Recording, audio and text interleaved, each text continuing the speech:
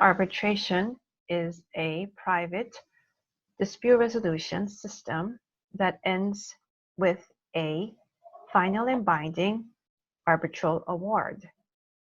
And what is most interesting about this final and binding aspect of arbitration is that national courts actually enforce arbitral awards, whether they are made in the same jurisdiction or whether they come from another jurisdiction, in a similar fashion as they would do for a final and binding court judgment from their highest level of courts.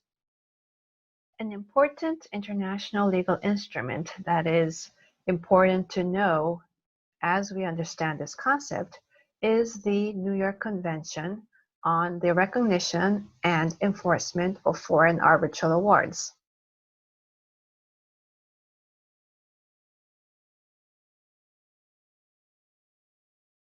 The 2006 amendments also add provisions dealing with modification, suspension, termination, provision of security, disclosure, and cost and damages. Article 17D provides the tribunal may modify, suspend, or terminate an interim measure or preliminary order upon application of any party, or in exceptional circumstances and with prior notice to the parties on the tribunal's own initiative. Article 17E provides the tribunal may require the party requesting an interim measure to provide appropriate security in connection with the measure. In the case of preliminary orders, the tribunal shall require the party applying for the order to provide security in connection with the order, unless the tribunal considers it inappropriate or necessary to do so. Article 17F provides the tribunal may require any party promptly to disclose any material change in the circumstances on the basis of which the measure was requested or granted.